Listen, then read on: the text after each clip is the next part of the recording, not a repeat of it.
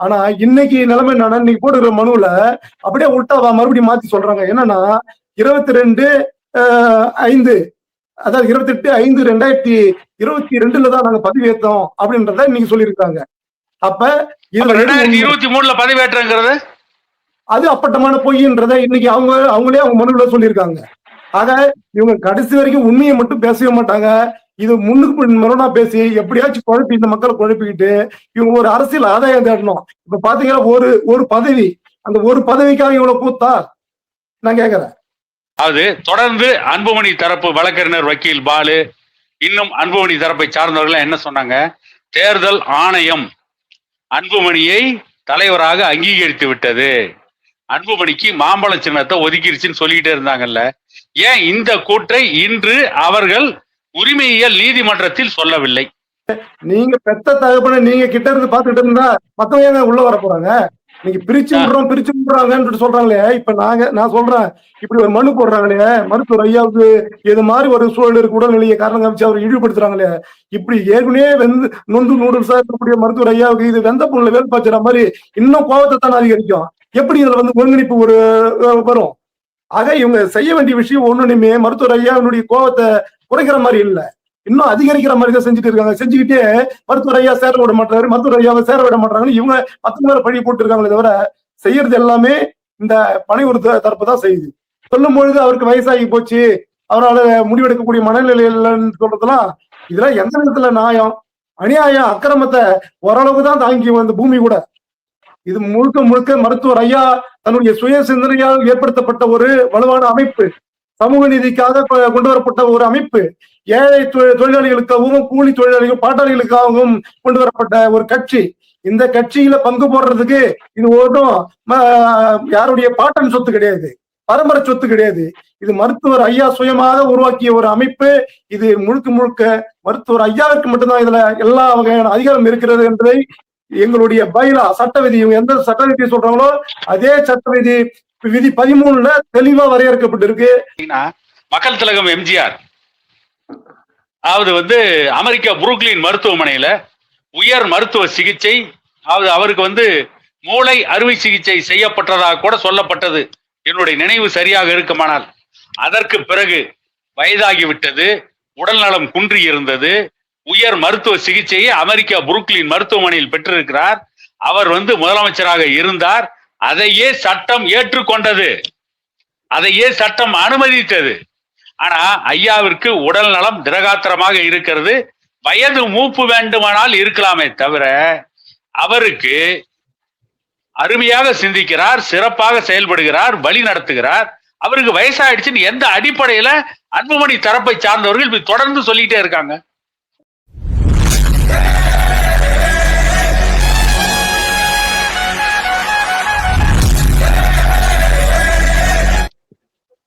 இனிமையான நண்பர்களே, அன்புள்ளம் கொண்ட சொந்தங்களே, அனைவருக்கும் வணக்கம். பரபரப்பான அரசியல் சூழ்நிலையில் தேர்தல் கூட்டணிகள் வேகமாக அமைந்து கொண்டிருக்கின்ற இந்த நேரத்தில் பாட்டாளி மக்கள் கட்சியின் நிறுவன தலைவர் மருத்துவர் ஐயா சென்னை உரிமையியல் நீதிமன்றத்தில் தொடுத்த வழக்கு இன்றைக்கு விசாரணைக்கு வந்தது. அந்த விசாரணையில் என்ன நடந்தது, அன்புமணி தரப்பில் தேர்தல் ஆணையத்தின் தரப்பில் என்ன சொன்னார்கள் என்பதை பற்றி நம்மோடு விரிவாக பேசுவதற்கு நம்மோடு இணைந்திருக்கிறார் பாட்டாளி வழக்கறிஞர் சமூக நீதி பேரவையின் மாநில தலைவர், உயர்நீதிமன்ற வழக்கறிஞர் VS கோபு அவர்கள். அனைவருக்கும் வணக்கம். வாருங்கள் அவரை வரவேற்று நிகழ்ச்சிக்குள் போவோம். சார், அதாவது சென்னை உரிமையியல் நீதிமன்றம் ஏற்கனவே பல 4-5 வழக்குகளை தாண்டி இப்பொழுது இந்த சிவில் கோர்ட்டில் மருத்துவர் ஐயா தொடுத்த வழக்கு இன்று காலையில் விசாரணைக்கு வந்தது. அன்புமணி அவர்கள் தரப்பில் மருத்துவர் ஐயா அவர்களுக்கு 87 வயதாகிவிட்டது, அவரால் முடிவெடுக்கும் திறன் இல்லை, அவரை மற்றவர்கள் இயக்குகிறார்கள், ஆகவே நான் தான் தலைவர், மருத்துவர் ஐயா தொடுத்த அந்த வழக்கை தள்ளுபடி செய்ய வேண்டும் என்று ஒரு பதில் மனுவை தாக்கல் செய்திருக்கிறார். இது சரியா? அதாவது எந்த ஒரு வழக்கு போட்டாலும் இப்ப அது சம்பிரதாயம் மாதிரி சில வழக்கறிஞர்கள் அந்த வேலையை செய்யறாங்க.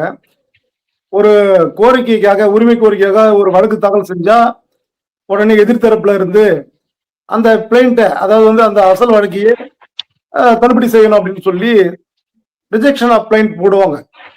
அந்த மாதிரி தான் இவங்களும் வந்து ஒரு வழக்கு தாக்கல் செஞ்சிருக்காங்க. அதுல நீங்க சொன்ன மாதிரி தொடர்ந்து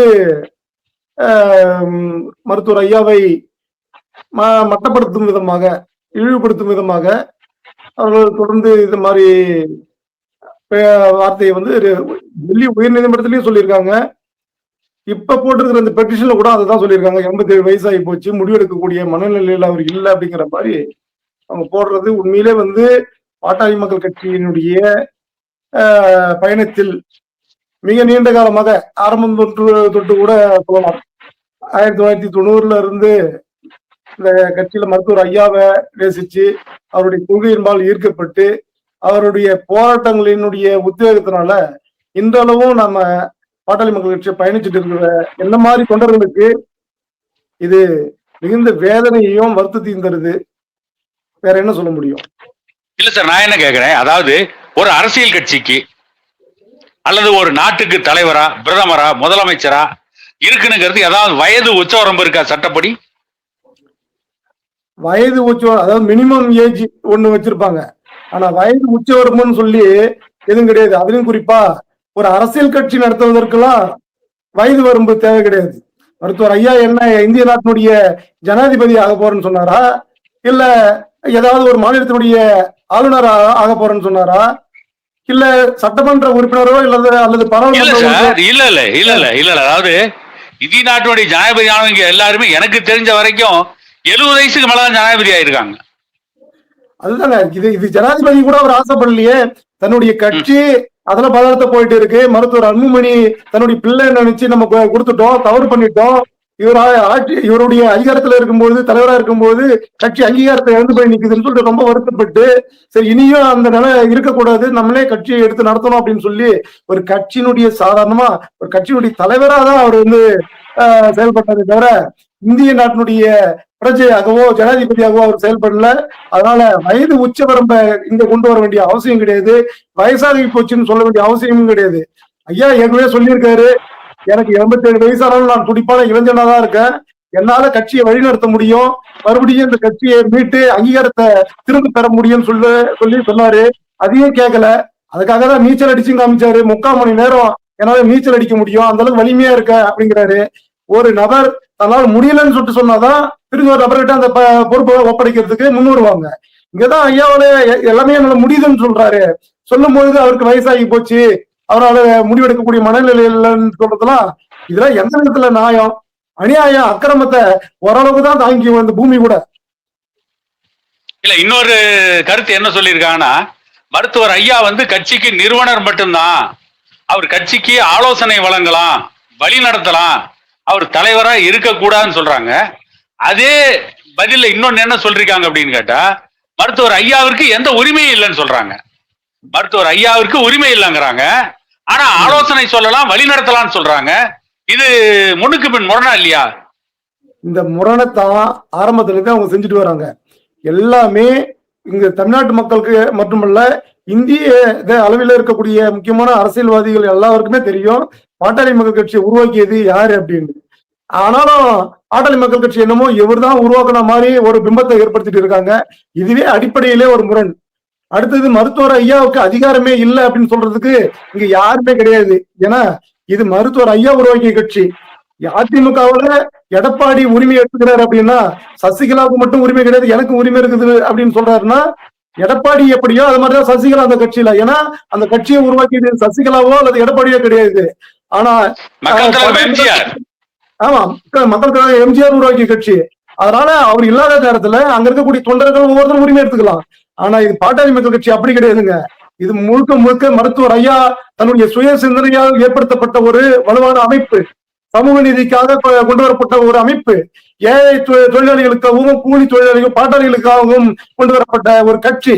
இந்த கட்சியில பங்கு போடுறதுக்கு இது ஒன்றும் யாருடைய பாட்டன் சொத்து கிடையாது, பரம்பரை சொத்து கிடையாது. இது மருத்துவர் ஐயா சுயமாக உருவாக்கிய ஒரு அமைப்பு. இது முழுக்க முழுக்க மருத்துவர் ஐயாவுக்கு மட்டும்தான் இதுல எல்லா வகையான அதிகாரம் இருக்கிறது என்பதை எங்களுடைய பைலா சட்ட விதி, இவங்க எந்த சட்ட விதியை சொல்றாங்களோ அதே சட்ட விதி விதி 13ல தெளிவா வரையறுக்கப்பட்டிருக்கு. அதனால இவங்களுக்கு எல்லாம் பதில் சொல்றதா நாங்க கோர்ட்ல பதில் சொல்லுவோம். ஒவ்வொரு முறையும் நாங்க விலக்கி சொல்லிட்டு இருக்கிற வேண்டிய அவசியம் கிடையாதுன்னு நினைக்கிறேன். இல்ல, நீங்க சொன்னதுல இருந்து எனக்கு ஒரு யோசனை என்ன தோணுதுன்னு கேட்டீங்கன்னா, மக்கள் திலகம் எம்ஜிஆர் அதாவது அமெரிக்கா புரூக்லின் மருத்துவமனையில உயர் மருத்துவ சிகிச்சை, அவருக்கு மூளை அறுவை சிகிச்சை செய்யப்பட்டதாக கூட சொல்லப்பட்டது, என்னுடைய நினைவு சரியாக இருக்குமானால். அதற்கு பிறகு வயதாகிவிட்டது, உடல் நலம் குன்றி இருந்தது, உயர் மருத்துவ சிகிச்சையை அமெரிக்கா புரூக்லின் மருத்துவமனையில் பெற்றிருக்கிறார். அவர் முதலமைச்சராக இருந்தார். அதையே சட்டம் ஏற்றுக்கொண்டது, அதையே சட்டம் அனுமதித்தது. ஆனா ஐயாவிற்கு உடல் நலம் திரகாத்திரமாக இருக்கிறது. வயது மூப்பு வேண்டுமானால் இருக்கலாமே தவிர அவருக்கு அருமையாக சிந்திக்கிறார், சிறப்பாக செயல்படுகிறார், வழி நடத்துகிறார். அவருக்கு வயசாயிடுச்சுன்னு எந்த அடிப்படையில அன்புமணி தரப்பை சார்ந்தவர்கள் தொடர்ந்து சொல்லிட்டே இருக்காங்க? அதாவது சார், கையெழுத்து இடக்கூடிய அந்த வல்லமை, அதாவது எப்படி சொல்ற அந்த ஒரு சூழல், கையெழுத்து போட்டு கொண்டிருக்கிறவர்கள் கையெழுத்து போட முடியாம கை நாட்டு வைக்கிறாங்க பாருங்க, அப்பதான் அவங்க நிலைமை சரியில்லை நம்ம சொல்ல முடியும். இங்க ஐயாவுக்கு அப்படி கிடையாது. தனியா எந்திரிக்கிறாரு, தனியா நடக்கிறாரு, தனியா சிந்திக்கிறாரு, சிந்திக்கக்கூடிய விஷயத்த தன்னுடைய தொண்டர்கள்ட்ட கொண்டு போய் நடைமுறைப்படுத்துறாரு. சோ ஐயா அப்படி இழிவுபடுத்துறது ஒரு பெத்த புள்ள மருத்துவர் அன்புமணி அவர்கள் இந்த அளவு கீழ்த்தரமா இறங்குவாருன்னு நாங்களாம் எதிர்பார்க்கவே இல்லைங்க சார். அதாவது வரலாற்றில் நான் சமீபத்தில் தான் படித்தேன். 91 வயசுல அவுரங்கசீப் முகலாய பேரரசுடைய ஏக சக்கரவர்த்தியா இருந்தார். அது பரந்த இந்தியாவை ஆண்டாரு. என்ன ஐயாவுக்கு அதை விட 4 வயசு கம்மி தானே? இது ஏன் இவங்க இந்த வயசை மட்டுமே காரணம் காட்டுறாங்க? மக்களை ஏமாற்றுவதற்காகவா? இல்ல, நீங்க திரும்ப திரும்ப அந்த வயசுக்குள்ளே போறீங்க. வயசு என்பது அவங்க எல்லாம் நீங்க சொல்றவங்க அதிகாரத்துல இருந்தவங்க. இங்க ஐயா அப்படிங்கிறது ஒரு கட்சியினுடைய தலைவர், அவ்வளவுதான். இவர் எந்த அரசு பதவியும் கிடையாதுங்க. இந்த அரசு பதவிக்கே உச்சவரம்பு கிடையாது. ஆனா இங்க கட்சி தலைவரா இருக்கிறது யாரு உச்சவரம்பு கொண்டு வர முடியும்? பைலாவில் அப்படி ஏதாவது இருக்கா? பாட்டாளி மக்கள் கட்சியுடைய பைலாவில் இந்த வயசு வரைக்கும் தான் தலைவராக ஏதாவது இருக்கா? மருத்துவ ஐயா உருவாக்கிய கட்சிங்க. அவர் ஆயுசு காலம் வரைக்கும் இருப்பாரு அவர் தலைவரா. அவரால் எதுவுமே இயங்க முடியலன்னா கூட நாங்க அவரு ஆயுசு வரைக்கும் மருத்துவர் ஐயா தான் தலைவர் என்பதை ஏற்றுக்கொண்டு செயல்படக்கூடிய தொண்டர்கள் கோடான கோடி பேர் இங்க இருக்காங்க. எங்களுக்கு வயசு ஆயிடுச்சு, அதனால ஐயா ஒதுக்கி வைக்கணும்னு இவர் பெத்த புள்ள இவர் நடந்துக்கிற மாதிரி கட்சி தொண்டர் நாங்க நடந்துக்க மாட்டோம். கட்சி இறுதி வரை நாங்க மருத்துவர் ஐயாவை மதிப்போம். மருத்துவர் ஐயாவிற்காக நாங்கள் மருத்துவர் ஐயா கடைசி வரை தலைவராக இருக்கக்கூடிய அந்த ஒரு சூழலையும் நாங்க ஏற்படுத்துவோம். இல்ல, அதாவது நீங்களும் நானும் தந்தைக்கு 87 வயசாகி போச்சுன்னா என்ன பண்ணுவோம்? தந்தைய கூட இருந்து பாத்துக்குவோம், விட்டுட்டு போய் வெளியே சண்டை போட மாட்டோமே. அதுதாங்க அவர் சொல்றது வேடிக்கையா இருக்குது. அங்க ஒரு குழு இருக்கு, அந்த குழு இயக்குது, அங்க 2 பேர் இருக்கிறாங்க, அவங்க கெடுக்கிறாங்க. இதெல்லாம் பேச்சு எதுக்கு? நீங்க பெத்த தகப்பன நீங்க கிட்ட இருந்து பாத்துக்கிட்டு இருந்தா மத்தவங்க உள்ள வர போறாங்க. நீங்க பிரிச்சு விடுறாங்கன்னு சொல்றாங்களே. இப்ப நான் சொல்றேன், இப்படி ஒரு மனு போடுறாங்களே மருத்துவர் ஐயாவுக்கு இது மாதிரி ஒரு சூழல் இருக்கு, உடல்நிலையை காரணம் காமிச்சு அவர் இழிவுபடுத்துறாங்களே. இப்படி ஏற்கனவே நொந்து நூடுல்ஸா இருக்கக்கூடிய மருத்துவர் ஐயாவுக்கு இது வெந்த பொருள் வேல் பாய்ச்சுற மாதிரி இன்னும் கோபத்தை தான் அதிகரிக்கும். எப்படி இதுல ஒருங்கிணைப்பு வரும்? ஆக இவங்க செய்ய வேண்டிய விஷயம் ஒண்ணுமே மருத்துவர் ஐயாவுடைய கோபத்தை குறைக்கிற மாதிரி இல்ல, இன்னும் அதிகரிக்கிற மாதிரி தான் செஞ்சுட்டு இருக்காங்க. செஞ்சுக்கிட்டே மருத்துவர் ஐயா சேர விட மாட்டாரு, மருத்துவர் ஐயாவை சேர விட மாட்டாங்கன்னு இவங்க 10 பேரை பழி போட்டு இருக்காங்களே தவிர செய்யறது எல்லாமே இந்த பணி ஒரு தரப்பு தான் செய்யுது. இல்ல, எனக்கு இறுதியா என்ன உங்களுக்கு சார், இறுதியா ஒரு கேள்வி என்னன்னா, அது தொடர்ந்து அன்புமணி தரப்பு வழக்கறிஞர் வக்கீல் பாலு, இன்னும் அன்புமணி தரப்பை சார்ந்தவர்கள் என்ன சொன்னாங்க? தேர்தல் ஆணையம் அன்புமணியை தலைவராக அங்கீகரித்து விட்டது, அன்புமணிக்கு மாம்பழ சின்னத்தை ஒதுக்கிருச்சுன்னு சொல்லிட்டே இருந்தாங்கல்ல. ஏன் இந்த கூற்றை இன்று அவர்கள் உரிமையியல் நீதிமன்றத்தில் சொல்லவில்லை? இதுல ஒரு வேடிக்கை உங்களுக்கு நீங்க இப்ப தெளிவுபடுத்துற பாருங்க. அவங்க 4/12/2023 தேர்தல் கமிஷன் கொடுத்த கடிதத்தை வச்சுக்கிட்டு தான் இவ்வளவு ஆட்டம் போட்டாங்க. அதுல என்ன சொல்லியிருக்காங்கன்னா 22/6/2023 தான் மருத்துவர் அன்புமணி பதவியேற்ற மாதிரியும், அதே போல 22/6/2026 தான் அவருடைய பதவி காலம் முடிவுற மாதிரியும் ஒரு கடிதத்தை தேர்தல் ஆணையம் கொடுத்ததா சொல்லி இவங்க காமிச்சிட்டு இருந்தாங்க. ஆனா இதை எங்கேயும் நம்ம காமிக்கல, டெல்லி உயர் நீதிமன்றத்துல தான் காமிச்சாங்க. ஆனா இன்னைக்கு நிலைமை என்னன்னா, இன்னைக்கு போடுற மனுல அப்படியே உள்டா மறுபடியும் மாத்தி சொல்றாங்க. என்னன்னா 22/5 அதாவது 28/5/2022 தான் நாங்க பதிவேற்றோம் அப்படின்றத இன்னைக்கு சொல்லியிருக்காங்க. அப்ப இதுல எது உண்மை? 2023 பதிவேற்றங்கிறது அது அப்பட்டமான பொய்ன்றத இன்னைக்கு அவங்களே அவங்க மனுல சொல்லியிருக்காங்க. ஆக இவங்க கடைசி வரைக்கும் உண்மையை மட்டும் பேசவே மாட்டாங்க. இது முன்னுக்கு மறுனா பேசி எப்படியாச்சும் குழப்பி இந்த மக்களை குழப்பிக்கிட்டு இவங்க ஒரு அரசியல் ஆதாயம் தேடணும். இப்ப பாத்தீங்கன்னா ஒரு பதவி, அந்த ஒரு பதவிக்காக இவ்வளவு கூத்தா நான் கேக்குறேன். எதுக்கு இவ்வளவு தொண்டர்களை பிரிச்சு விடணும்? எதுக்கு தொண்டர்களை எது முதலமாக்கி சண்டை போட விட்டுக்கணும்? இதெல்லாம் தேவையா? தொண்டர்களுக்காக எல்லாவற்றையும் தியாகம் செய்யக்கூடியவங்க தான் நல்ல தலைவர்.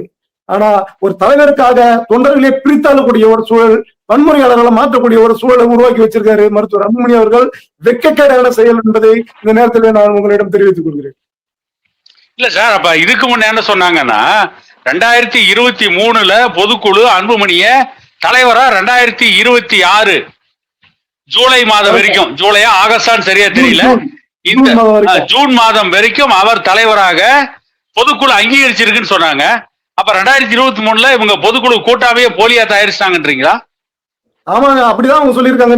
நீ மனுவுல நம்ம இவ்வளவு நாள் சொல்லிட்டு இருந்தோம்ங்களா, அவர் 2022 தான் பதவி ஏற்றாரு, 2025 பதவி காலம் நம்ம சொல்லிட்டு இருந்தோம். ஆனா அவங்க என்ன சொன்னாங்க?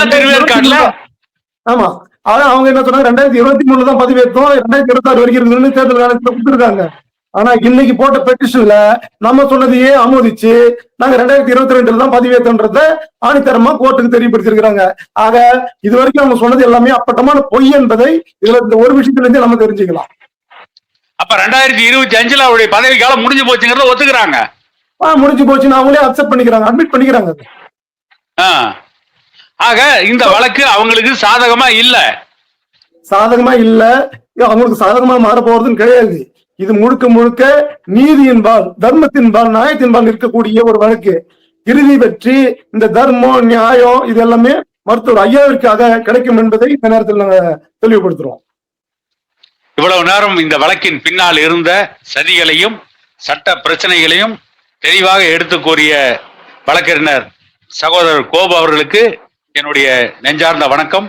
மீண்டும் இதை போன்ற இன்னொரு அருமையான விவாதத்தில் சிலருடைய போலி முகத்திரையை கிழிப்போம் என கூறிக்கொண்டு விடைபெறுகிறோம். அனைவருக்கும் வணக்கம். வணக்கம்.